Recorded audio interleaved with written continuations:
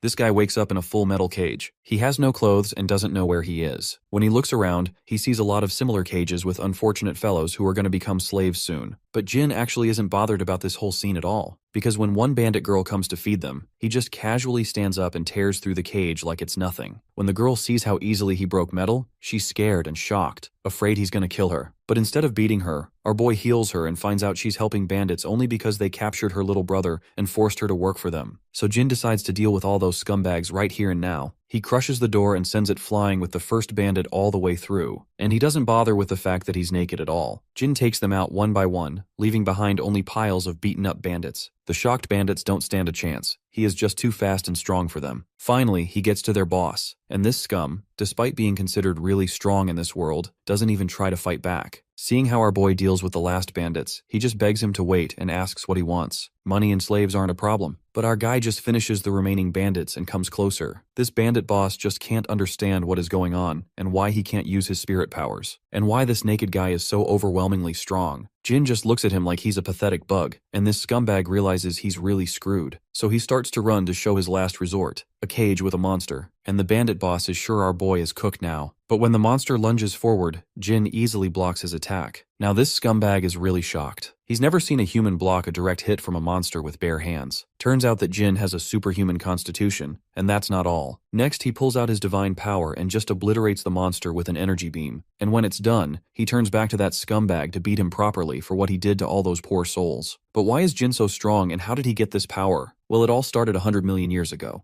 A massive catastrophe descended upon planet Earth, annihilating the entire human populace across the globe. The seed of this calamity took root when a mysterious virus began mutating animals, twisting them into otherworldly terrifying monsters that were later dubbed corruptors. Within a few short years, the outbreak spread so rapidly that humanity lost 99% of its population to the devastation. The remaining remnants of humanity tried their absolute best to hold the front lines and fight back. Unfortunately, it quickly became evident that conventional warfare was entirely useless against these beasts. Driven by desperation, humans began experimenting on their own kind. Out of all the trials, Jin Shudu was the only successful test subject to show actual results. Alongside him, scientists engineered a counter-virus comprised of nanomachines designed to restore the planet's corrupted environment. Armed with his newly obtained unparalleled abilities, Jin became the superhuman savior of this world, always attempting to protect the last surviving pockets of humanity. Ultimately, however, it was all in vain. They were simply too late, and eventually, even the final human survivors perished. With no one left to protect, Jin's existence seemed stripped of its purpose, having failed the very task he was created for. Or at least, that's what his scientist friend Kagura believed. Jin held a fundamentally different perspective. To him,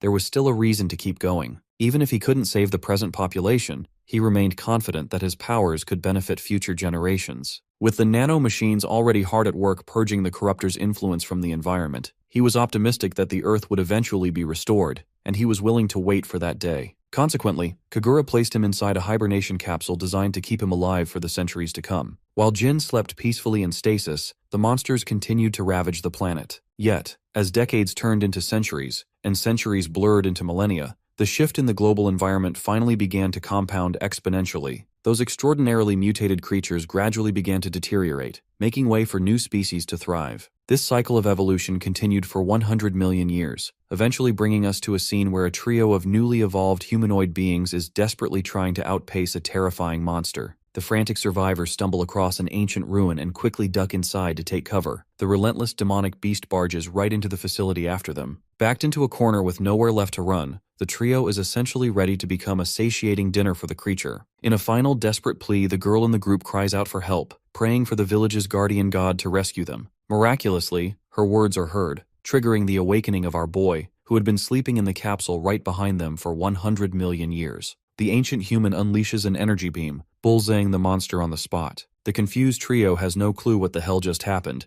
and the situation only gets more messed up when a butt-naked man pops out of nowhere. The very first thing this naked Chad does is look for his clothes, which are neatly preserved in an indestructible lockbox his friend Kagura had developed. After booting up the lab's ancient systems, he discovers he has basically speedrun 100 million years into the future. Although the passing of eons has corrupted most of the data, it's an absolute miracle the machines are functional at all. It appears the nanomachine virus Kagura created did exactly what it was supposed to, annihilating the corruptors which helped preserve the facility. He also finds a communication cube left behind by his old friend, though its contents remain a mystery for now. He then turns toward the humanoid locals, completely forgetting his manhood is just dangling in the breeze. Realizing there are literal kids staring at him in the buff, he quickly gets dressed, restoring the same fresh look he rocked millions of years ago. A short while later, he exits the facility with the trio, only to be instantly blinded by the intense sun shining above the horizon. Truthfully, he wasn't expecting such a vibrant sight. The view before him is nothing short of magnificent, a stark contrast to the apocalyptic wasteland he once knew. The kids immediately start heading back toward their settlement, insisting that their guardian god follow them. Our boy, on the other hand, is far too preoccupied trying to figure out exactly what kind of species he is dealing with. After all, humanity should technically be fossil fuel by now. These humanoids with distinct animal traits must be the result of millions of years of evolution, mixed with the continuous interference of nanomachines. Not to mention, these guys are speaking the exact same language used by humans eons ago, heavily implying they branched off from the exact same root. He introduces himself as Jin Shadu, requesting that they just use his first name. In return, the girl with goat ears introduces herself as Hakama Phil. The koala-looking dude is Danpo, and the cat girl beside him is Shandy. Hakama decides to save the rest of the pleasantries for later and begins dragging Jin along, explaining that her village is just around the corner. She's incredibly desperate to bring their newfound guardian god home so he can fend off the current invaders. Tragically, by the time they arrive, the village has already been raided and devastated, with multiple settlements completely engulfed in flames. Shandy absolutely loses it at the catastrophic sight and rushes ahead in sheer panic to find her mother. As they survey the damage, Jin takes a moment to contemplate their dire situation. He immediately notices how flimsy the town's fortifications are. Both the boundary walls and the houses are constructed from simple wood. This detail alone makes it glaringly obvious that this new civilization is technologically way behind the human era he remembers. Pushing deeper into the village, Jin spots a woman actively fighting off a bizarre monster. From just a single glance, it's obvious she's barely holding her own. It doesn't take long for him to realize that the creature she's facing looks identical to the corruptors from millions of years ago. Furthermore, the surviving corruptors aren't the only unusual thing here. Little Hakama apparently knows some kind of magic technique that makes her physically glow. Ultimately, her intervention proves unnecessary. Jin dashes forward and effortlessly knocks the living daylights out of the monster with a single devastating kick. Moving swiftly, he scoops up the injured older woman in his arms and dashes out of the danger zone, leaving little Hakama a clear opening to deliver the finishing blow. Channeling her magic, she unleashes a tiny fireball that packs a massive punch, officially putting the monster down for the count. Observing the dead creature, Jin confirms his theory. The atmospheric nanomachines have indeed stripped these monsters of their legendary healing abilities. What he doesn't understand, however, is how a local girl was able to wield those same nanomachines. His educated guess is that these folks draw nanomachine particles directly from the atmosphere and channel them into offensive spells, much like he does. The glaring catch is that historically, only pure humans were capable of manipulating that technology. He directly expresses his curiosity to the woman he just saved, wondering if everyone in this era possesses such magic. She isn't entirely sure what he's getting at, but she clarifies that only a select handful of people can actually wield this ability. In their culture, it is believed that individuals blessed with divine powers are the only ones privileged enough to use this magic. In their specific village, there are no more than 4 people who hold this distinction. Jin doesn't have to think too hard to piece it together. Divine powers is just their primitive, fancy way of explaining nanomachine manipulation. Hakama rushes over to the older woman, who turns out to be her grandmother, anxiously inquires about the rest of the villagers, only to learn they have already evacuated.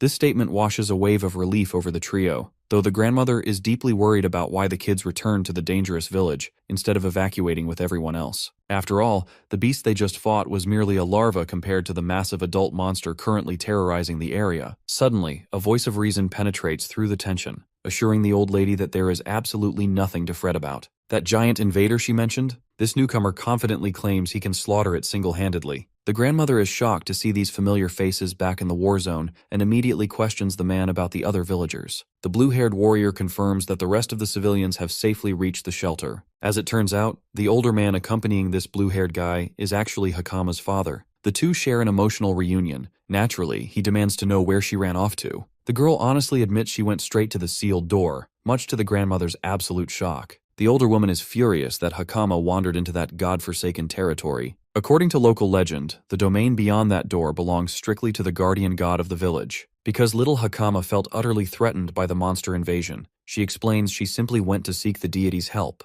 And, as she proudly points out, the literal god from their legends is standing right beside her. Understandably, the grandmother is highly skeptical, flat out refusing to acknowledge this random young lad as their divine protector. Even worse, based on his appearance, they assume our boy belongs to an inferior species, making the idea of granting him such a sacred title downright ridiculous. Stepping in, little Shandy tries to convince her blue-haired brother that Jin is the real deal. In response, her highly prejudiced brother is quick to dismiss her claims, pointing specifically to Jin's ordinary human ears. In their society, anyone who doesn't inherit distinct animal traits is classified as a lesser being. As far as this guy can tell, his little sister is just operating under a massive, naive misunderstanding. Still, the little girl stands her ground, proudly revealing that this man easily defeated the invader chasing them. Unimpressed, her brother brushes the feet off, arrogantly claiming he could take down an invader just as easily. Turning his attention to our hero, who already looks utterly exhausted by all this unwarranted crap, the blue-haired warrior threatens the intruder, telling him to leave the village immediately because they have no room to accommodate a being of inferior blood.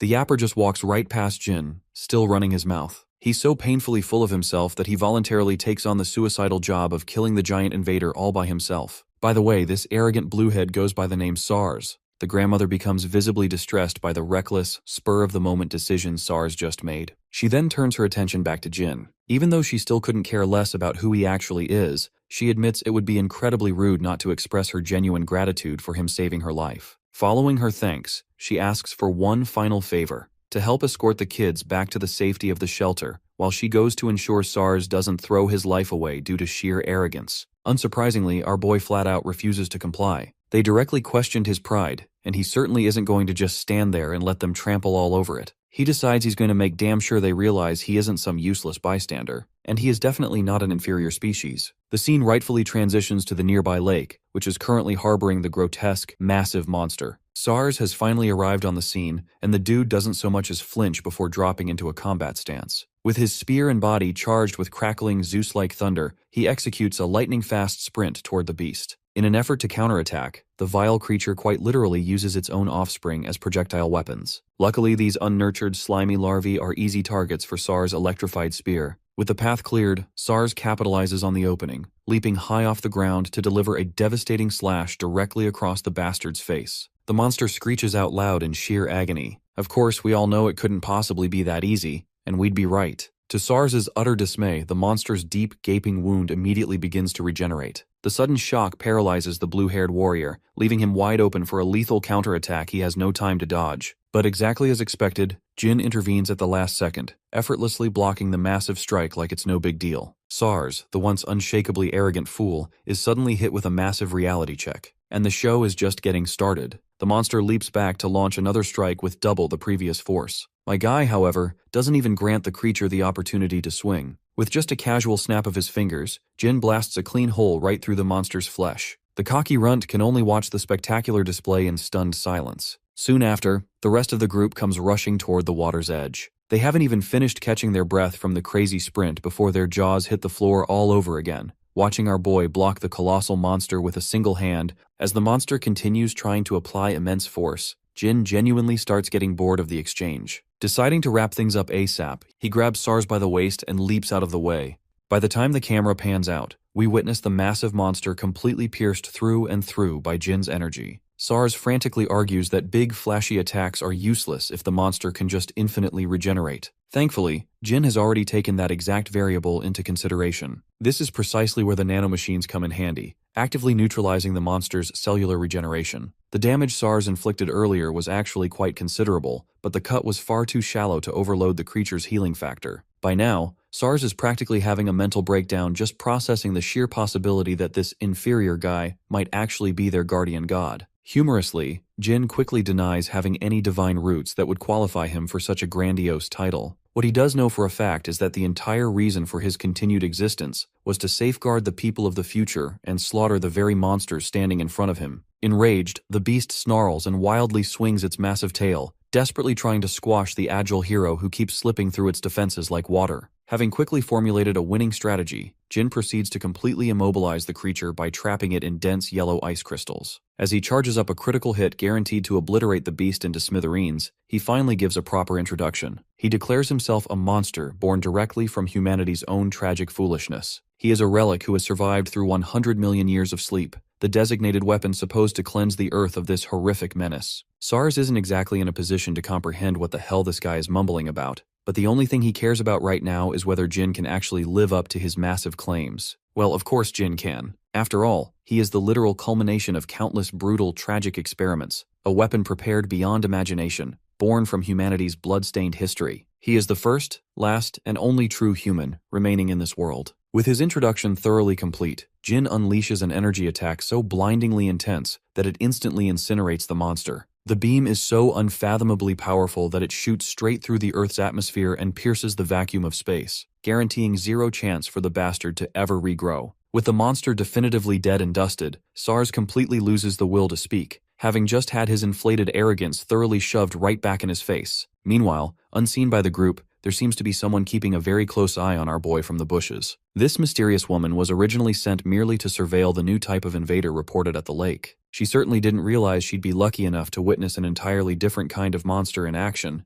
As far as she's concerned, even the elite top brass of the Holy Knights back in the royal capital wouldn't dare go solo against such a colossal threat. Yet, this unknown young gun just made it look like an absolute piece of cake. The spy is so hyped that she literally cannot contain her excitement to relay everything she just witnessed back to her guild. Later that day, Jin finally listens to the million-year-old holographic message his friend Kagura left behind for him. His digital buddy kicks things off by acknowledging that millions of years must have passed by the time Jin actually watches this. Because of this massive time jump, Kagura desperately wonders what the future of Earth looks like and whether the planet's environment has actually healed. Right off the bat, he delivers the bad news. The evil corruptors will never truly go extinct, even if the world itself drastically recovers. And honestly, that fact is already pretty evident since Jin literally just finished fighting one. Kagura reveals that while Jin was in deep hibernation, he periodically entered cold sleep himself, just to observe the gradual changes happening across the globe. Thanks to the environmental restoration, the overall number of corruptors was steadily decreasing. Unfortunately, as the ecosystem shifted, the corruptors began to evolve right alongside it. This adaptation was a glaring sign that the world would never be able to completely rid itself of this menace. To counter this, Kagura explains that he intentionally genetically edited the newly emerging life forms,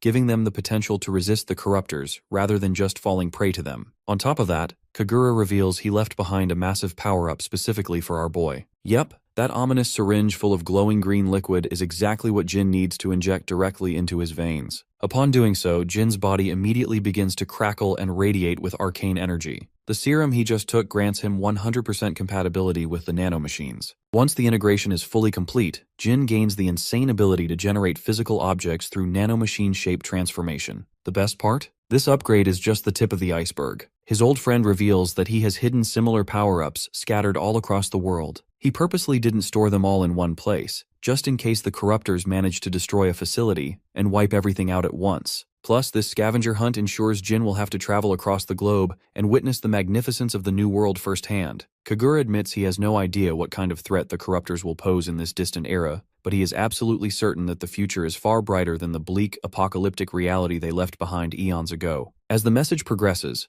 the holographic projection shows just how much the poor scientist aged over time. It's a bittersweet moment, as Kagura expresses profound sadness, knowing he would never be able to see this beautiful, restored world for himself. After officially passing the torch and handing over the responsibilities of the future to Jin, the message finally concludes. Right on cue, Hakama and the rest of the gang arrive, actively searching for their so-called guardian god. She and the koala guy, Danpo, have come to drag him back to the village because the entire settlement is eagerly waiting for him. As they head back, Jin's sharp eyes catch a glimpse of a familiar research facility access key dangling around Hakama's neck. Curious, he inquires about the pendant, wondering exactly how she got her hands on it. Hakama explains that long ago, an incredible individual told her ancestors to pass it down through the generations as a protective charm. Legend had it that if imminent danger ever threatened the village, this very key would summon the guardian god to protect them. Hearing this, Jin is deeply moved. He's thrilled that his friend went to such incredible lengths to set everything up for him, leaving him feeling profoundly indebted to Kagura. Back in the center of the village, a full-blown party is already underway. While everyone is busy stuffing their faces and drinking, the kids finally parade their guardian back into the spotlight. However, the mood shifts slightly as the adult villagers immediately start gossiping upon seeing an inferior species creature. To their narrow minds, it simply doesn't make sense for a biologically ordinary being to hold the legendary title of guardian god.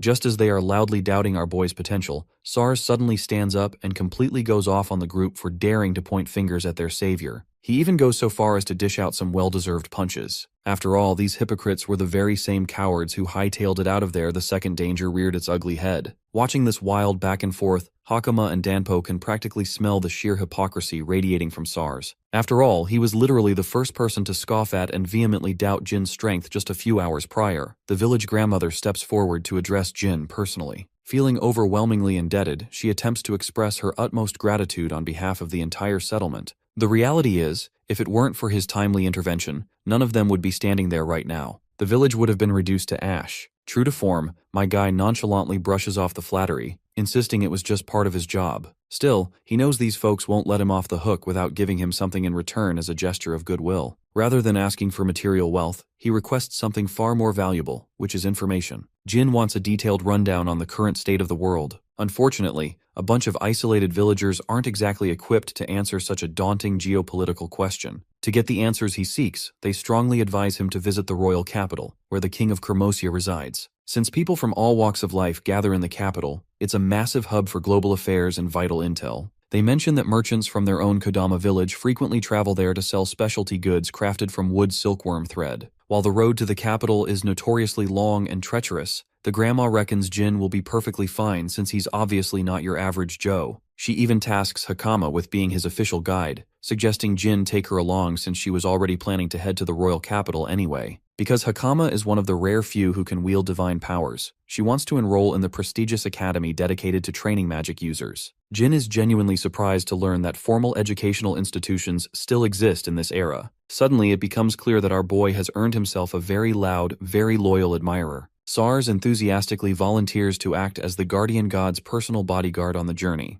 The old woman quickly shoots him down, reminding SARS that he literally has zero reason to visit the capital. However, SARS loudly boasts that he absolutely does have a reason. He plans to join the esteemed Holy Knight Order. Grandma, however, knows this is purely wishful thinking. She ruthlessly points out that SARS couldn't even manage to get accepted into the basic academy, so joining the elite Knight Order is a massive long shot. This catches Jin off guard. Considering SARS as a divine power wielder, Jin assumed the guy would breeze through the admission process effortlessly. Hakama enlightens him about the catch. There's a mandatory written exam designed specifically to filter out the idiots, and SARS was tragically a victim of his own sheer dumbness. Banter aside, Jin finds himself growing increasingly curious about this elite class known as the Holy Knights. Speaking of which, the scene transitions away from the village to a heavily armored knight. He is visibly stunned to learn that the giant invader terrorizing the Kodama village region has already been completely annihilated. The one delivering this massive bombshell is the exact same spy chick who was watching the entire lake battle from the bushes. The knight demands she confirm the facts one more time, and the girl firmly corroborates her story without a single moment of hesitation. The Holy Knight is in absolute disbelief. Until today, he never could have imagined that anyone outside of their elite order possessed the raw capability to solo a monster of that caliber. Right in the middle of their debrief, a corruptor suddenly attempts to ambush the spy, leaping at her exposed back. The knight reacts with blinding speed, drawing his sword and slicing the monster cleanly in two. Instead of retreating to the safety of the kingdom, the knight makes a bold decision. He is officially too intrigued, eager to personally track down and meet the mysterious man who effortlessly slaughtered such an enormous beast. Jin wakes up to a gorgeous morning enjoying the taste of air, still finding it hard to believe that he could enjoy a scenery like this. Part of him regrets that his dear friend Kagura can't see it alongside him. One of the kids brings him his clothes, urging the guardian god to put them on. In the next scene, we have our boy out on the village side. Hakama's grandma is telling her to fulfill her duty properly as a guide, while SARS is acting all fed up that he couldn't be the one to lead Jin as a travel guide. Jin takes special interest in the guy and even praises SARS' movement, assuring him that he'll be waiting for his arrival at the royal capital. This remark turns SARS squealing into a fangirl, wishing the guardian god the best and hoping that he takes care of Hakama.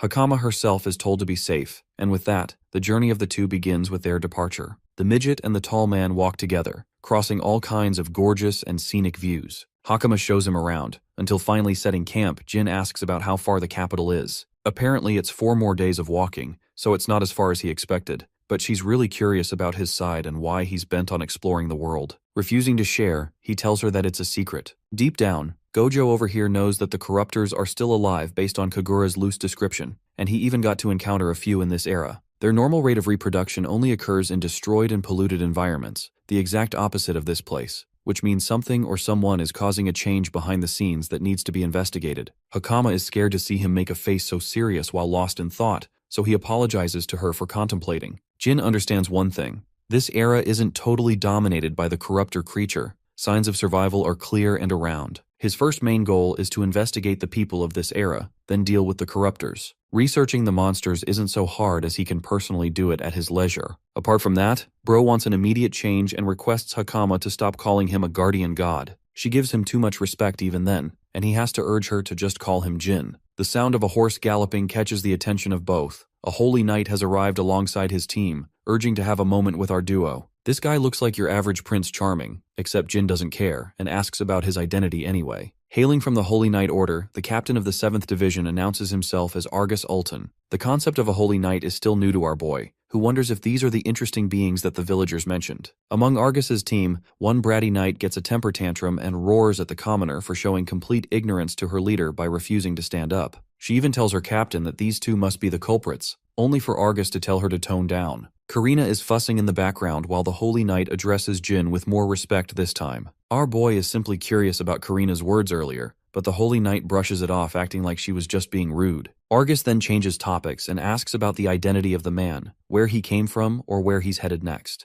Hakama shares that they belong to Kodama village with a route set to the royal capital. Karina uses this as confirmation again, acting on her high horse as she accuses the two of being the inferior species. In fact, she goes on this whole pretentious exposé, acting like she's 3000 IQ for revealing inferior beings from Kodama village. Jin is actually fascinated by the advancements of this world when he hears that there are birth records, but Argus butts in again and stops Karina from making reckless assumptions. In fact, he can tell that the little girl Hakama is actually wearing special Kodama clothes, ones that are revered with high quality, even at the capital. The children of the village don't wear such royal clothes, therefore confirming that they are indeed from the village, proving Karina's dumbass wrong again. Though he's certain of the girl, Argus unsheathes his blade and points it at the man standing before him, declaring him different from the rest. First, he's never even seen this guy's clothes, posing the question where he belongs to. The Holy Knight shares that many bandits have been plaguing the road between Kodama village and the capital. It's possible that this guy is one of those bandits trying to traffic children, and Hakama is also in on the act while acting harmless. The little girl tries to pitch in with a denial, but they don't believe a single word. Without thinking things through, Hakama charges up an attack, only to get cornered with several magical swords pinning her from every direction. She earns the praise of the Holy Knight for having divine power, while our boy is pretty impressed by the power of a Holy Knight. Argus's capabilities are strong. Jin can see that right away, and now that he's in a position of true authority, the Holy Knight demands an explanation on where the man came from. That information will be the deciding factor between letting our boy live or not, but just hearing that, Jin glares at him with the look of murder. The tension is strong, but eventually, Bro decides not to pursue his feelings and simply gasps that he came from Kodama village. Karina jumps up to call him a liar to his face, but Argus genuinely accepts this explanation and puts down his weapon. This is a shocking turnaround, especially when the dude was moments away from making death threats. The Holy Knight can sense that he's not telling a lie, while Hakama officially declares Jin as the guardian god of the village. The concept of a guardian god fascinates the Holy Knight, but he doesn't take it seriously and turns around to leave. He goes back up on his horse, apologizing for his rudeness. Argus was actually doing all of that as part of his job. The captain understands that they'll meet each other at the royal capital in the future. In fact, he even offers them a chance to come find him if they run up in some trouble. Saying so, he hastens to take his leave, embarrassing Karina, who wanted some serious shit to go down for some reason. Even Jin is looking confused with this bitch's psychotic need for drama. In the next scene, we see the team en route to their next destination. Karina is forcing herself for no reason, highlighting that Jin is suspicious and that they shouldn't have let that inferior species get away. The words inferior species hang in his throat. Argus taunts the girl for not knowing which one of them is truly the inferior species. Confirming his thoughts, Rhea agrees too, much to Karina's shock. In fact, she emphasizes just how much of a godlike gap between them and the man they were facing was at the time. Argus actually attempted to make a move 3 times in one instance, but his resolve couldn't even allow him that. He could sense that Jin, who had his hand in his pocket, was going to act immediately and countered him before the move was even made. Now, I don't even know what the hell that means, but damn good job our protagonist. By the way, Argus even tried to use divine power, and in the face of Jin, the damn power didn't even activate, frightening Karina. The same move that he pulled against Hakama and easily cornered her couldn't even work on him. Rhea tried to do the same, only to fall short too, implying that there's a different league of a difference between their strength and a monster like Jin. A feat like that, even in Argus's view, can only be done by the Supreme Commander among the Knight Order at best. Rhea and Karina scoff. The imbecilic girl had no idea just how outclassed they were at the time. Prince Charming emphasizes that they just met a monster, an anomaly different from the rest, and it's fine if Karina made a mistake because she's new to their unit. As for the one who killed the invader of the Kodama village, Argus suspects that it's the same guy. Karina thinks that the situation is dangerous, but her captain is wise and believes it's dangerous to attack someone with zero information on the person. He also believes Jin is pretty chill for being passive, and right now their goal is to return to the royal capital, as their involvement is no longer necessary. The final thing they talk about is to inform the guild regarding the situation of the bandits, and in Argus's thoughts, he is left estranged with this guardian god character of Kodama village. If only that man could become their ally, it could solve a whole number of issues their country suffers from. In the next scene, our boy is on the road again with Hakama,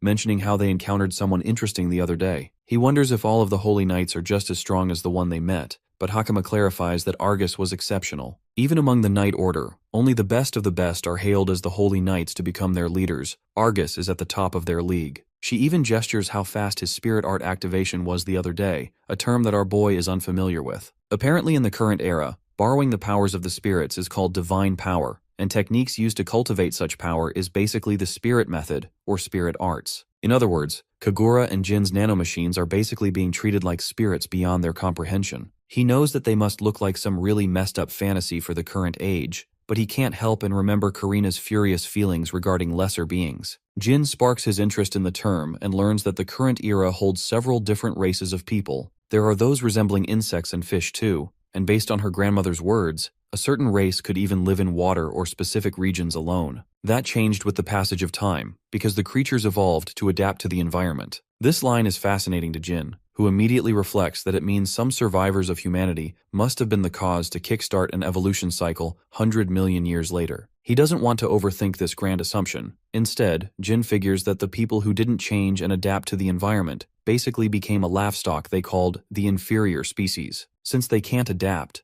they're seen as bottom feeders and weak, even though their society treats them like a bunch of nobodies, selling them as slaves. The concept of slavery existing in this era bothers our boy, but Hakama stands resolute in her own opinion. She brightly asserts that there's hardly any differences between them and the inferior beings. She doesn't understand why people treat others with disregard just because someone is different from them. Every person is weird in their own way, and hearing her talk like that, Jin is impressed with the little girl's character. While they're talking, someone pops up in front of them, looking rugged and beaten down. This kid collapses on the road, begging for their help as Hakama rushes to his side. Jin observes the kid closely, realizing that this one doesn't possess any animalistic features based off of ears, which means it's some kind of human. The kid is covered from neck to toe with bruises. These injuries aren't normal for a casual incident. Hakama tries her best to lift the girl up, while Jin activates his powers to help heal the person. Instead of being grateful, the kid immediately drops the act and pulls out a blade aimed against Hakama's neck, threatening to kill her if he moves an inch from where he stands. This situation turned out far different from what our boy imagined. Now he knows for certain that he's been set up from the start.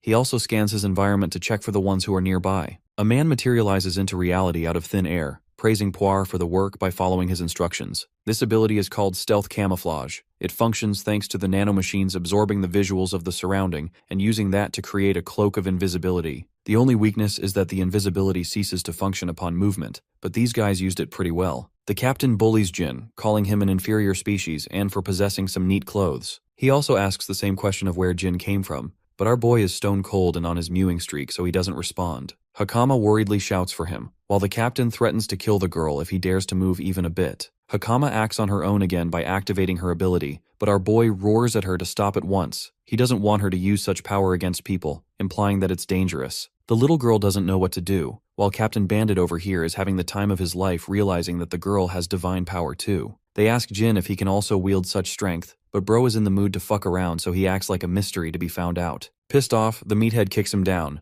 reminding the inferior species to stay in his lane. The captain takes issue with his subordinate trying to damage their goods. Then again, they don't have high hopes of them selling at a good price. They don't even entertain the idea of Jin possessing divine power since he looks like an inferior being at best. While at the same time, Hakama is starting to realize that these are the bandits and slave traders that Argus warned them about. The bandit leader activates a spell of his own to take care of the girl first, while Hakama is fearing for her life that they'll be taken and sold as slaves at this rate. In the next scene, hilariously, Jin wakes her up from her beauty sleep. Bro's got no shirt on because these fools literally stole all his drip, only sparing his undies. Hakama seems to be alright, but she's genuinely curious where they're even at. It looks like some kind of containment facility where the other slaves are kept. Jin explains that it's the hideout of the bandits, even pointing to the ones that were captured before them. All of these guys look like they're in rough shape. Most are inferior species. It's a grim scene, but hilariously Hakama is more curious why this dude's got his tits out in the open like that. Jin explains they took everything away from him for looking strange, but she's just amazed how confident this man is without his clothes. Apparently this look is what suits Jin most in comfort, but aside from that, she's the most curious why he didn't fight back then and there. With his godlike power, he could have wiped them in a single go. Before he could answer, Puar is sent inside the room for some breakfast. After finding them awake, she offers them a meal.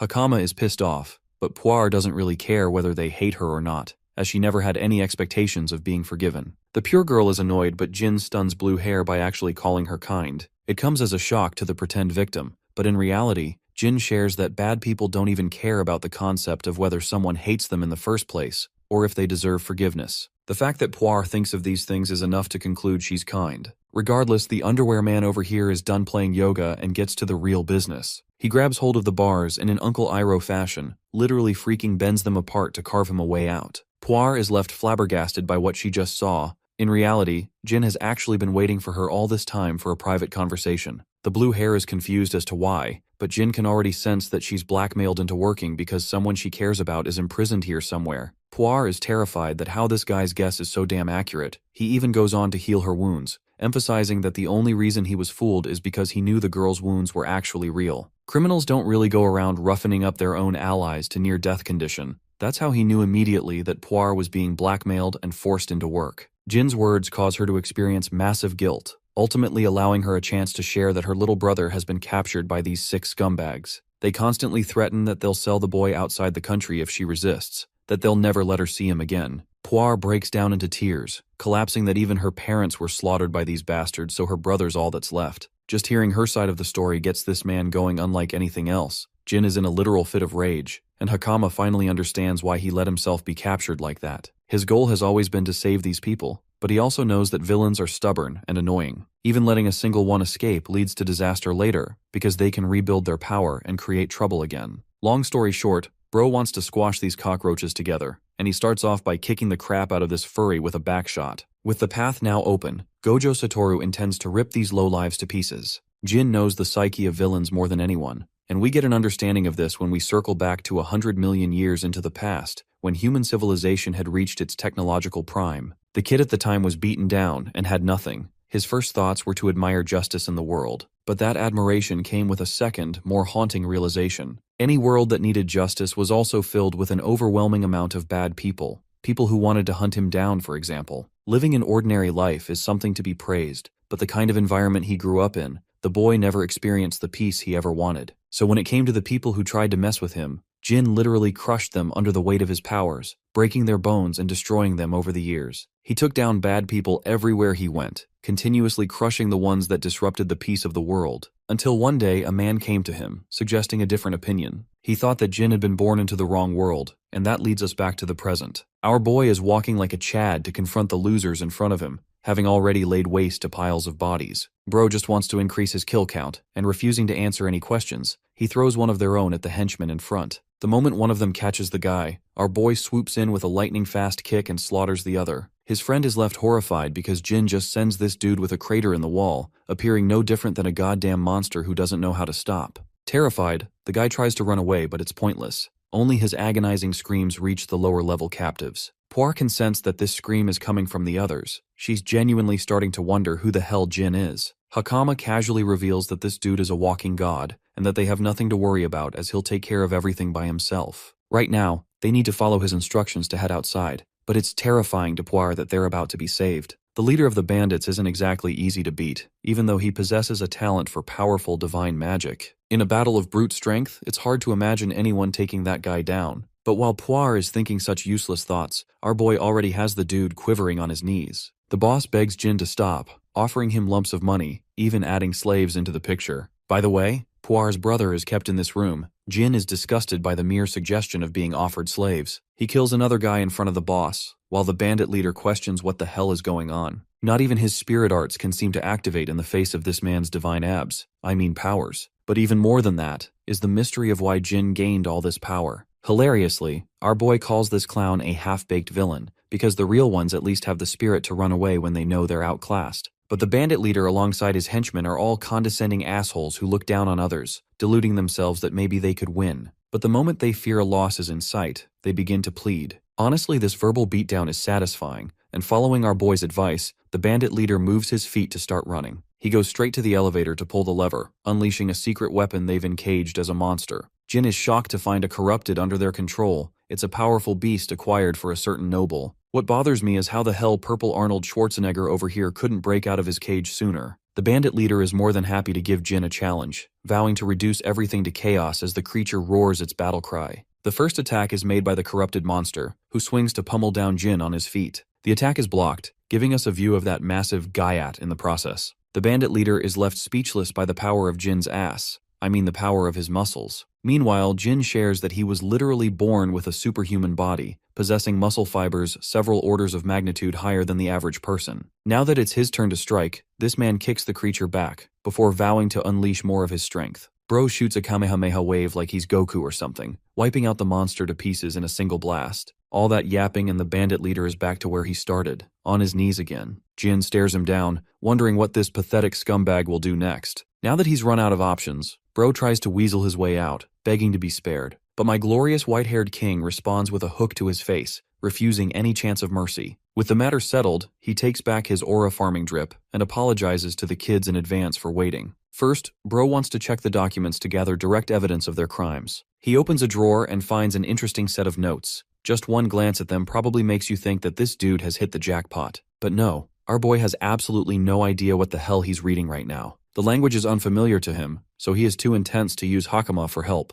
Even then, Jin just can't place a finger on why these bandits were using the corrupted. To confirm his suspicions, he inspects the torn remains of the monster he defeated. This way, he can access the cameras of the surrounding nanomachines floating in the room. Jin wants to check the records of last week at the least, and stumbles across a footage of his liking. Apparently this one noble came to them with the monster, and refused to elaborate his intentions with the creature. Instead, he left them a little nugget. This conniving villain hinted at the demise of the country soon. Jin takes note of this detail for later, while the scene cuts to the children that escape the containment. Puar ends up reuniting with her little brother. The two embrace each other in a long hug, feeling safe that neither of them got hurt badly. She turns and addresses Jin as a god, thanking him for all his efforts, while Bro refuses to accept the name. Aside from that, he's curious about the people in red uniforms currently seizing the bandits. Apparently they're supposed to be guild staff members. In fact, the person with the majestic hair and beard standing close to them is the guild master of their city. The same man is drawn to Jin and comes up to ask if he's connected to the incident. Our boy confirms his contribution, imploring Padrak to introduce himself formally as the guild master and thank him for his efforts. He takes one look at the guy, stunned as to how someone could defeat such a large number of people without even taking a single hit. Despite wielding the appearance of an inferior species, Padrak can tell this guy is no laughing matter. The guildmaster shares that the incident resulted in heaps of damage. Bandit extermination requests are at an all-time high. This makes Jin curious, because he thinks any lord would do his best to prioritize the capture of the bandits. The guildmaster laughs, arguing that not even the lord has that level of authority. Dealing with the crimes is considered the duty of the guild members, the ones who swear their loyalty to the king. Even if Lord Shapian, the ruler of the land, were to commit crimes, they would have to report the situation to the king, even if something like that seems unlikely. Padrak is confident in his assumption, while Jin is comparing the situation from 100 million years back, realizing that a lord represents a mayor, and the guild is acting like the police. Even then, Lord Shapian is not someone who can be trusted easily. Jin decides to surrender all the documents that he recovered from the bandits, questioning if they can be of any use to the guild. The guildmaster reads one of them, only to realize that it's a proper list of the ones who traded with the bandits. Thanks to this list, they can easily arrest the whole group. Curious, Jin asks if the city lord's name is also on the list, but impressively enough, Lord Shapian's name is nowhere to be found, making him a clever villain who hides his tracks. For now, Jin can't do much about the situation. He's helped free the slaves, so he wants to know what will become of them now. The guildmaster assures them that the guild will take responsibility for returning them home safely if a missing report has been filed. But for the ones who don't have such a thing, unfortunately, they don't have anywhere to go. The system is shitty because it refuses to account for cases like Puar and Nino, who lost their parents, so Jin asks for a shelter to keep them in. Shockingly, this era doesn't even have a shelter in town. Padrak can only find work for these kids, but because they're both classified inferior, doing that will be difficult too. The kids are sulking, while Jin is disappointed that it's all the same in this world. He doesn't want to leave these kids alone, even if there's nowhere to work. Suddenly, an idea pops up in his head, so he asks them if these two would be willing to work somewhere if they had the chance. Puar agrees and wants to give it a shot, which reminds Jin of the Golden Knight Argus, who once offered to help them if needed. In the next scene, we're at the royal capital Kermosia to visit Argus. The Holy Knight is on his way back when suddenly he experiences a sudden chill out of nowhere. Arriving at his residence, he tells the team to rest up for the day. Argus returns to his quarters. He's welcomed by an entourage of maids and butlers welcoming him with pride and glory. The first thing he does is ask for an update, and from the reactions of his servants, the Holy Knight can gather that something must have happened. The butler apologizes for troubling his master only when he's just returned. While this is going on, his sister watches the scene from above with a glaring look. Argus receives the report and gets an immediate headache. The situation is way worse than he thought it would be, as an invader seemed to pop inside the capital and wreak havoc. The question of how it got in is less important to him, but rather who helped navigate the beast inside is the real problem. His best guess is that it's someone from Harnisk Academy, a place teeming with suspicious people plotting their demise. Regardless, he's in dire need of comrades to control the situation of the capital, and at this time, Jin and his group resume their journey for the capital. 3 days flew by into the extermination mission. Puar began to wonder if there's truly a job for inferior beings like them to take up in the capital. Being the kind man he is, Jin assures them that their ability to read and write is already a huge edge, so he urges the kid to have more confidence. Hakama, on the other hand, points in the distance, sharing that the capital is near. Our boy is absolutely gobsmacked when he stares at the grand beauty of the royal capital. By the evening, they arrive inside the capital. The place is hustling with people all around. Hakama reveals that the capital relies on imports, which means every kind of good is available here, even the Kodama clothing that they once mentioned about. Jin finds it interesting and all, and takes notice of a bunch of insect mutants too. There's an abundance of races around here, showcasing how they all develop differently. The streets are tidy, safety is top-notch in the capital too, but even with all those benefits, there are some disgusting parts. Jin reflects that each era shares its own bundle of problems. He asks Hakama about the entrance exam of the academy, and learns that it's going to be held next week. They're going to be waiting until the exam starts, but overhearing their conversation, a blonde girl wonders if this party is interested in entering Harnisk Academy, especially when they all look like inferior species. We arrive at the hotel rooms, where Hakama and Nino pounce on top of the comfy beds. They can finally sleep at a proper place, with Jin's initial goal of reaching the capital being fulfilled. This makes him wonder what he should do next, as even though this is a new era, he still has to find a way to make money to survive. By the way, Bro got a lump of money for the extermination of the bandits, but he knows it won't last him forever, especially not with the 4 of them. Then there's the added issue of finding these kids jobs to work at, and an immediate solution to this would be a meeting with Argus. However, right now they don't know anything about the guy's location or what connections that could lead them to him. Jin speculates a bunch of options, prioritizing the investigation of corruptors first. He knows that there are people in this era trying to exploit such monsters for their own goals. Corruptors are by nature very dangerous beings, so they can't be left unattended. This time, he refuses to let the living face total annihilation again. Anyway, he casually asks Hakama what the people of this country do when they have to research something. Apparently they read books on the subject or consult someone knowledgeable. The books themselves are pretty expensive. Even in the village, they had to read the books together just to afford them. At the same time, the royal capital boasts a spectacular library, allowing research to be much easier. Jin likes that idea, because now he can use that library to his advantage and find clues about the laboratory that Kagura left behind. In the next scene, Bro's at the receptionist desk, but the girl openly rejects him from using the facility. Since books are considered sacred national property, they don't allow just anyone free entry. Only the students of a recognized academy or nobles are allowed to use such a place, once more complicating the situation for our boy.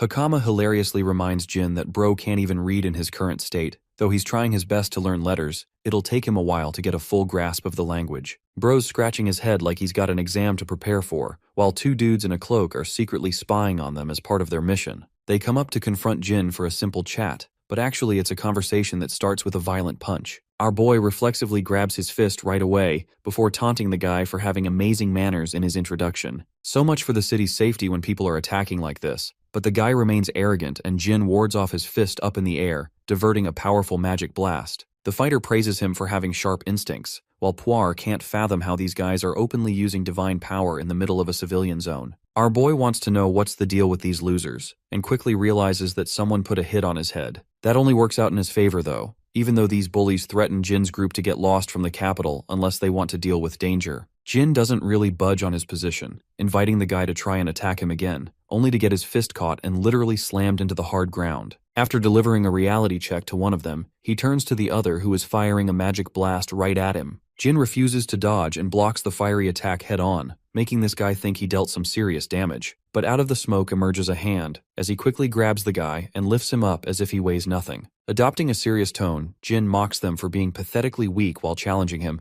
that is if they even have the will to try. Bro really is the Gojo Satoru of this story. Meanwhile, his victim is questioning how on earth a low-level species is capable of so much strength. Suddenly, a knight's order stops the fight. It's Karina who is annoyed that she has to interrupt her day off for this trouble. The girl doesn't even care about the assailants who attacked Jin. She just wants to throw both Hakama and our boy in jail for the last time. Much to Jin's favor, causing a scene that attracted the attention of someone connected to Argus, even if she's currently screaming in his face. After busting a street fight, Karina spots Jin and immediately gets excited because she believes she has finally caught the inferior species Jin causing trouble in the city again. She is just about to start lecturing him, but a demi-human spectator standing nearby approaches her and admits that she saw everything that happened. The spectator explains that Jin was actually the one who got attacked first, and that he was only defending himself during the fight. When Karina checks the faces of the attackers, she quickly realizes that they are her usual foolish troublemaker juniors from the Harnesk Academy. She quietly hopes that the Holy Captain's younger sister is not involved in this mess again. Jin asks Karina if she is currently on patrol and questions her about it,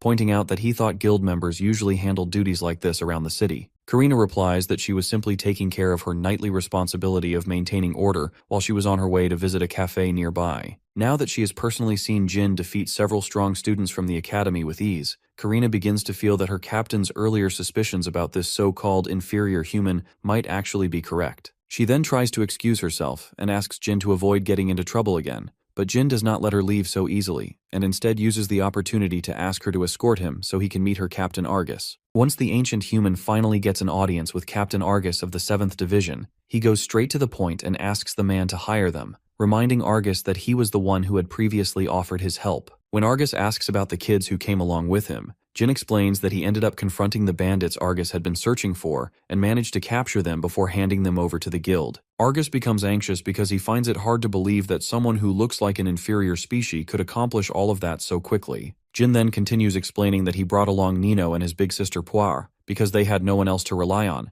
and people would treat them poorly due to being considered inferior species. Because of that, Jin asks the captain if he could arrange some kind of work for them. Captain Argus reminds the ancient human that he has no obligation toward them, but Jin argues that he is willing to take responsibility for the kids since he is the one who saved them. Argus finds this reasoning interesting while the children look at their savior with hopeful expressions. The captain then quickly forms an idea and decides to use the kids as a bargaining piece. He calmly tells Jin that he will allow the kids to stay at his place and work there only if Jin agrees to work as a teacher at the academy. Jin accepts the condition without giving it much thought, and soon the kids are changed into maid outfits. Poire thanks the captain sincerely, while the captain instructs his other maidservants to properly educate them and make sure that no discrimination happens. As Jin walks away with Argus, he asks the captain what kind of catch is involved in him working as an instructor. Argus explains that although he has no clear idea where Jin originally came from, his instincts tell him that Jin is a trustworthy person. The captain then moves directly to the real point and tells Jin that he wants him to infiltrate the Harnesk Academy. Jin becomes serious and asks for a proper explanation, and Argus begins describing the current power struggle inside the capital. According to him, several factions are locked in a quiet, cold war over control of the throne, since the king is critically ill and might kick the bucket at any second now. He further explains that aside from the usual succession conflict, there are also individuals who hold no legitimate right to the throne, but still want to seize power. Apparently these people are extremely dangerous and are even using the corruptors, which people in this era call invaders, as weapons to push their plans forward.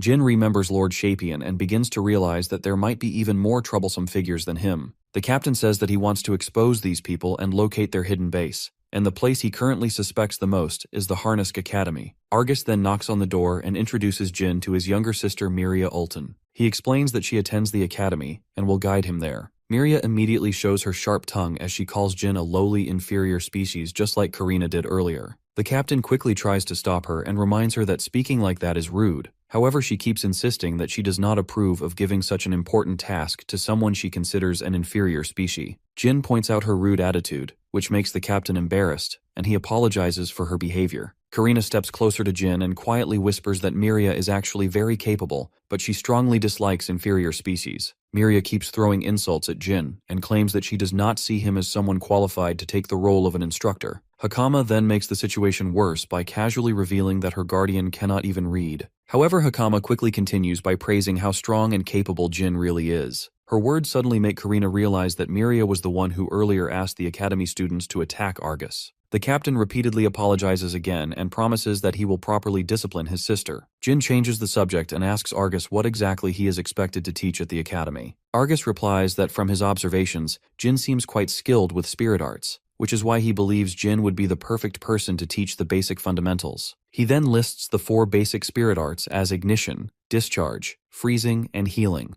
and explains that being able to use even 2 of them should already be considered enough. Hearing that the basics here consist of only 4 spirit arts, Jin realizes that the bandit leader from earlier was actually quite skilled. The ability he used would already count as a special spirit art in this place. Jin quietly smiles as he decides that he might change the way people in this era understand these special powers. The story then shifts to a week later when it is finally time for Hakama to take her entrance exam at the academy. Argus walks in together with Jin, since he wants him to take responsibility for the instructor duties this year. It appears that every year one division from the Night Order must fill this position, and this time it is the turn of the 7th Division. While Jin quietly walks behind them, the fat man named Rudman keeps staring at him the entire time. They eventually arrive at the headmaster's office and Argus respectfully greets her. The headmaster smiles when she sees her former pupil doing so well in the Night Order. She then brings up the ongoing faction struggles inside the country and suddenly begins criticizing Jin, arguing to the captain that he should not treat the academy so lightly that he would send an inferior species to handle such an important role. The captain firmly insists that Jin is more capable than anyone else in his division.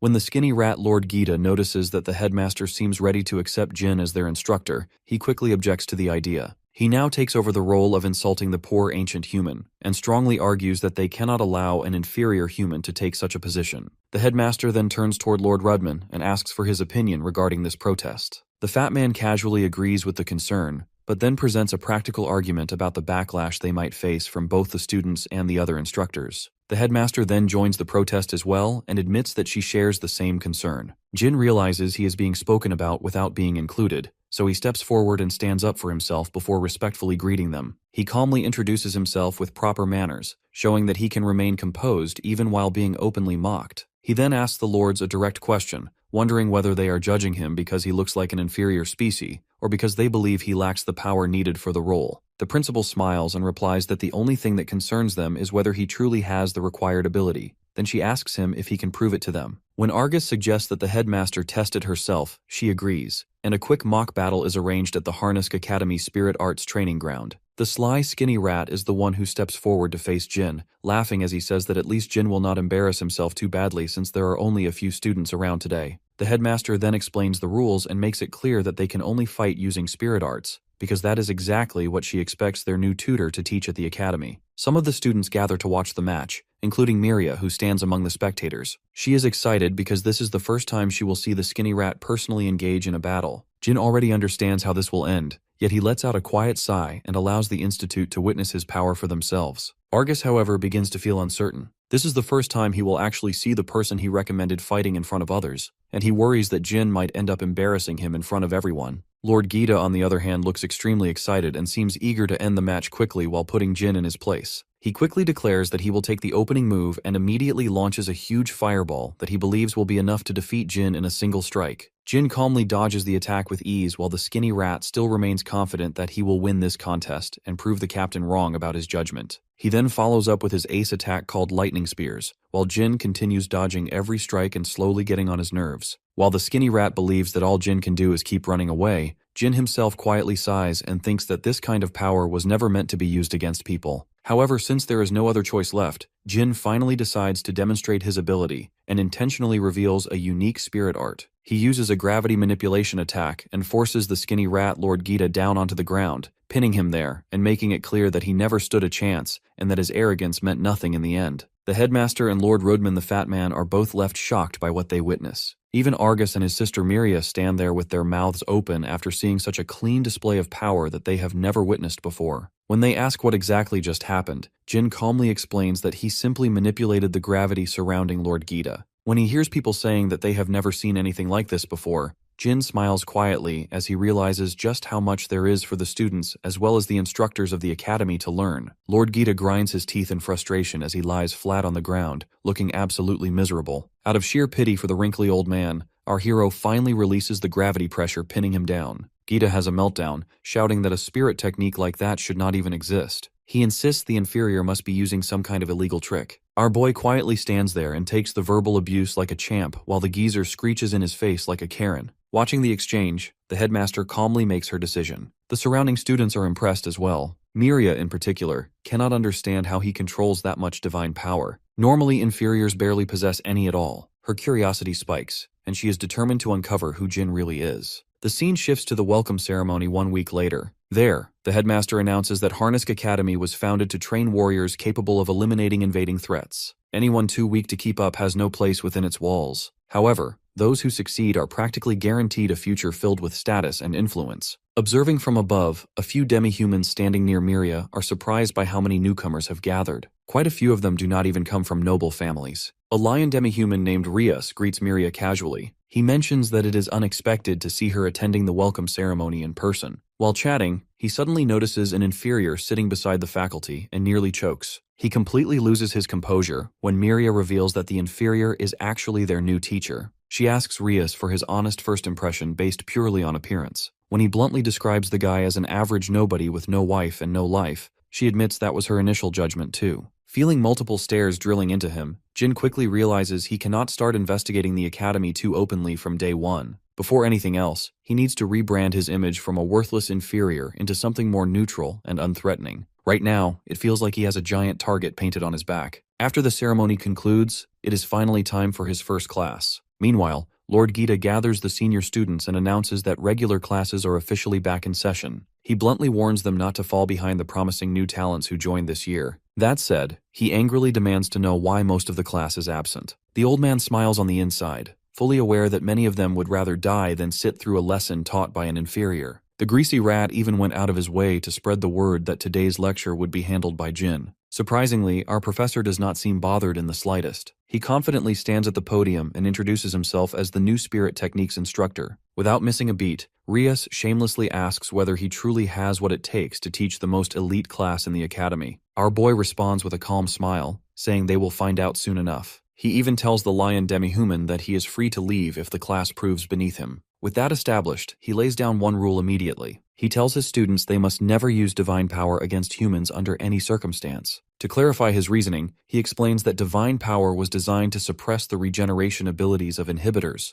However, humans recover normally after being hurt, revealing that its true purpose was always to eliminate invaders. Hearing that, some loudmouth at the back starts trash-talking, calling him soft because he supposedly lacks divine power. The brat insists he has every right to use his strength however the hell he pleases. Slightly annoyed, Professor Jin invites him to test whether he is truly as weak as claimed. Right there in the middle of class, he tells the student to hit him with his strongest move. The kid grins arrogantly, declaring he will never attend class again if the professor so much as scratches him. Seizing the opportunity, he conjures a lightning spear crackling with energy. Even Lord Gita tenses up, worried the classroom might not survive such a reckless attack. Without hesitation, the student launches the spear straight at Jin, kicking up a massive cloud of dust across the room. Everyone assumed the inferior got destroyed. But then, a blade shoots out from the haze and jams into the wall behind him, barely missing his ugly mug. Jin calmly states that the sword could have pierced him completely if he truly intended to end him. With that, he delivers his first lesson of the semester. Never judge someone purely by appearance. Rias watches in silence, wondering if that technique even qualified as a spirit art. Professor Jin continues smoothly, explaining that inferiors are labeled that way because they are considered weak. Then, as someone clearly leagues above them, he asks what that would make him. His aura surges to its peak as he answers his own question. That, he declares, is what you call a teacher. Next, he delivers a second lesson. He asks the same kid if he knows the criteria required to activate spirit arts. Acting like it is common knowledge, the student answers that it all comes down to vivid imagination. If you picture something clearly enough, the spirits will carry it out. Professor Jin agrees that imagination matters,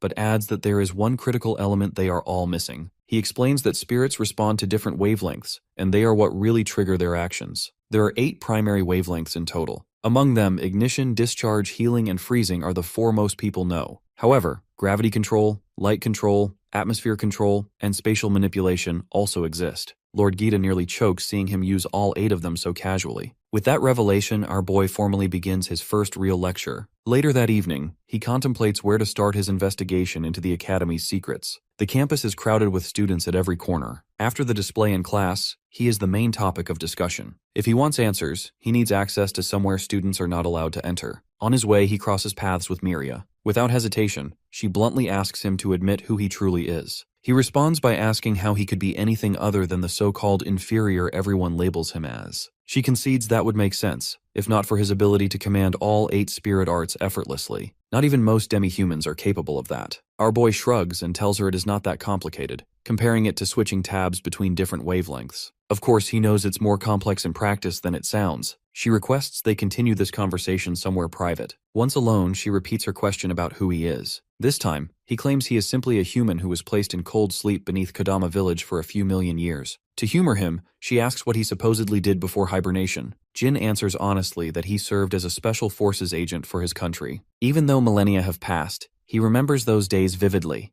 as if they happened only a few years ago. Curious, she presses further, asking why someone who fought for his nation would be sealed away in cold sleep. He feels sad, admitting he failed his mission. He truly believed that if he pushed himself far enough, he could save everyone. But he failed in the end, and he lost everything. He also confesses that becoming a professor was not random. He needs the influence of the Alton family. Moving on, he asks her where they are headed. She soon leads him to a dusty, run-down room, explaining it used to be a storage space where instructors kept their teaching supplies. On one of the shelves, an owl statue immediately catches his attention. He asks what her real reason was for bringing him here. So Miria admits she has been investigating the strange empty space located right next to this storage room. It is far too large to simply be unused, which makes her certain it is hiding something important. Without wasting a second, Professor Jin casually reaches out and grabs the owl statue. She side-eyes him in confusion, wondering why he is petting a dusty old decoration. The moment he twists it slightly, the bookshelves slide apart, revealing a hidden passage leading deeper inside. He calmly congratulates her on being correct about the existence of a secret room. Miria is left speechless, unable to understand how he solved the mechanism so quickly. Our professor coolly explains that he noticed the owl was the only clean object in a room buried under thick layers of dust. After that, he tells her to remain behind while he goes in to investigate the suspicious chamber alone. Surprised, Miria firmly states she will be accompanying him. He reminds her there could be a dangerous invader inside, and he might not be able to protect her. The blonde makes it clear her skills are not to be underestimated. She confidently claims she stands leagues above everyone else in her class, with only her brother possibly surpassing her skill. Hearing that, he decides to take her at her word.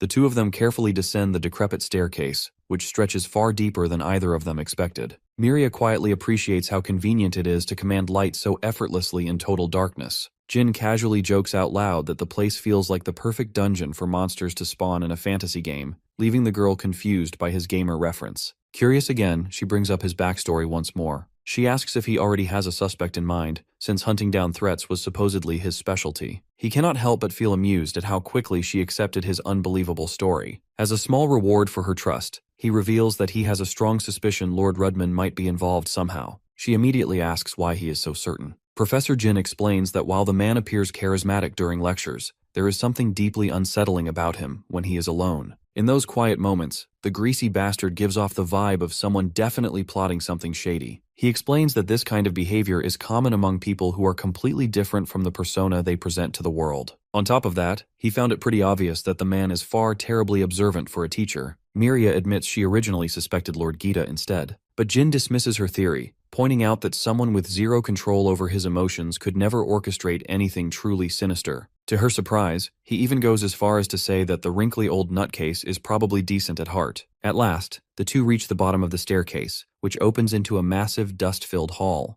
Miria's eyes widen in shock at the enormous labyrinth hidden directly beneath the academy grounds. Suddenly, Jin stops walking because he is just as stunned. Not even in his wildest imagination did he expect to find Kagura's laboratory hidden in a place like this. When Jin looks at the doors protected by nanomachines, which people of this era would simply call spirits, he becomes certain that this must truly be Kagura's laboratory. Miria grows nervous because even though she had been searching for a long time, she never managed to discover this massive door that had been hidden beneath the academy the entire time. Jin explains to her that ordinary people would need a special access key to open such a door. He remembers how Hakama inherited the key back in Kodama village, and he believes that someone in this place must have inherited a similar key in the same way. However, Jin already knows that he himself automatically holds full access, so he calmly raises his hand forward. The lock system immediately recognizes him as the individual with the highest level of authority and quickly unlocks the door for him. As the large gates slowly open, Jin wonders if the one trying to overthrow the rulers of this country might also be someone who had access to this place. Meanwhile, Miria still stands there stunned, unable to process that something like this existed right beneath their academy all along. She then asks Jin if he truly did not need a key, and Jin casually remarks that ancient humans are special in that regard.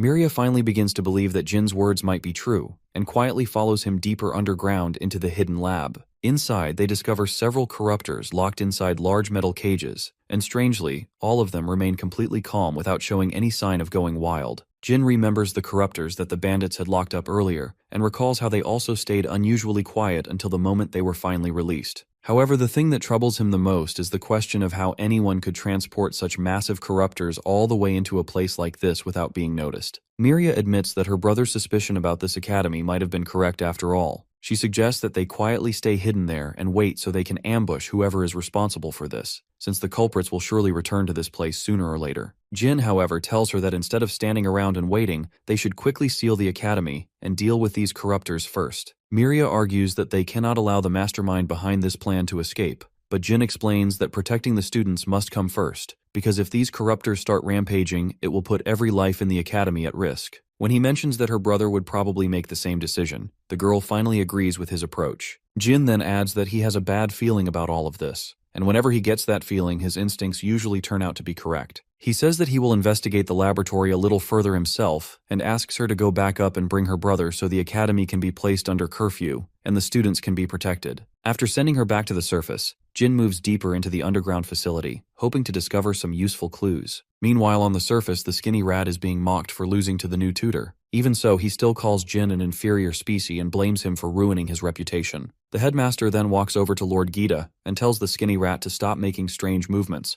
because the students are starting to feel uncomfortable. She gets publicly humiliated by the headmaster before being asked about Lord Rudman, who has been missing since that morning. The headmaster feels overwhelmed, but the fat man's absence only makes her more worried. Just then, she notices a dark cloud forming above the academy and wonders what has just happened. Meanwhile, Miria rushes toward the surface, but as she exits the door, she comes face to face with Lord Rudman, the fat man who had been missing since the morning, now wearing a purely evil expression that clearly shows he is up to no good. Back in the lab, Jin examines some strange reddish portals that appear to pulse as if they are alive. He wonders whether this thing is actually alive and if Kagura is the one who created it. Jin then finds the message cube Kagura left behind along with the nanomachine injector. The ancient human hopes the cube will contain clues to help him understand and resolve the current situation. He quickly activates the cube and a hologram of Kagura appears, casually holding a coffee. Kagura had already expected Jin to reach this facility before anyone else since this lab is the closest to where he would awaken. The doc explains that in this lab he was developing a device that humans had never accomplished even hundreds of millions of years ago, and that a small portion of the device's power has been sealed within the injector for Jin to use. He praises himself for this achievement before finally revealing that the mind-blowing device he is referring to is actually a teleportation device. Never in his wildest imagination did he think Kagura was capable of building something on this scale, but now everything starts clicking into place.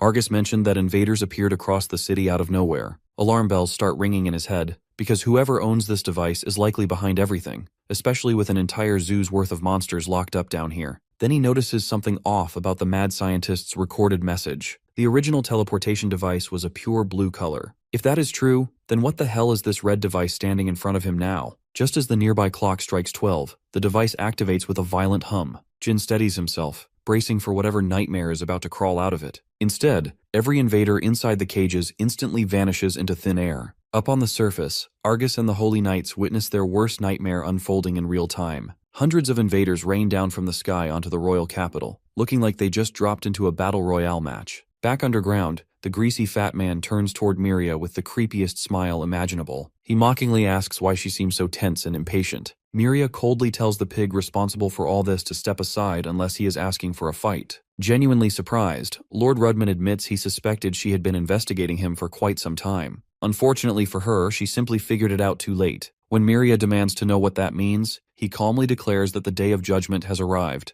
The balding potato sighs, revealing he originally planned to delay this event, but the two rats snooping around his laboratory forced his hand. More specifically, he realized that the real threat to his grand plan is Jin. Every instinct in his gut warned him that the new instructor would become the biggest headache imaginable, just like Miria's brother. Without needing confirmation, he already knows Jin was the one who uncovered the hidden passage. Deciding he has wasted enough time talking, he concludes it is best to eliminate all witnesses right here. Miria almost laughs at the idea that he believes he can defeat her. A disturbingly demonic grin spreads across Rudman's face as he boasts about the unimaginable power he has gathered. What he does not realize is that a girl is quietly creeping up behind him with a pot larger than his own head. Miria nervously sweats, torn between fear for the girl and doubt over whether this ridiculous plan will actually succeed. Without hesitation, Hakama swings with everything her tiny arms can muster and smashes the fat bastard's lard-filled head. Miria stares at her in shock and wants to know how she even found this place. Hakama hurriedly explains that she came looking for Jin. There is absolute chaos outside, and it will be impossible to save everyone without their guardian. On the way, she ran into another new student, Kudo. The girl mentioned that their professor entered the storage room not long ago. The new girl feels slightly guilty about knocking out a teacher, but Hakama insists the creep deserved every bit of it. Besides, since he never saw their faces from behind, they could easily pin the blame on the blonde princess if things go south. At that moment, Jin finally reaches the top of the stairs. Concerned, he asks what happened, only to spot a floppy pig on the floor like a fallen bowling pin. Hakama quickly snaps him out of it and informs him that the city outside has descended into complete chaos. He is not surprised at all, because he already knows there is only one destination the lab's invaders could have been sent to. Miria turns pale as the realization hits her, and the three of them rush outside without wasting another second. Fires rage across the city, and nearly half of it lies in ruins. Terrified citizens scatter in every direction as hell breaks loose. Among all the invading creatures, one monster that looks like a hulking Vilgax stands out as the strongest by far. Seeing her beloved home reduced to this state leaves Miria completely speechless. Meanwhile, Jin feels the weight of failure crush his chest again, thinking he should have destroyed the device when he had the chance. Hakama snaps him back to reality again. She points at the massive tentacle monster, which is charging up a devastating attack aimed straight at the royal palace. Determined to atone for his mistake, Jin uses the injection Kagura left behind for him. After using it, he gains a toned-down version of teleportation. The mad scientist had explained that the nanomachines only store enough energy to activate it once every 24 hours. On top of that, its range is supposedly limited to a short distance within the user's line of sight. However, those restrictions apply to ordinary users, and Jin is anything but ordinary. Someone of his caliber can practically teleport as far as his eyes are capable of seeing. Without hesitating even a second, he vanishes and reappears directly in the path of the massive laser beam just before it can strike the royal palace.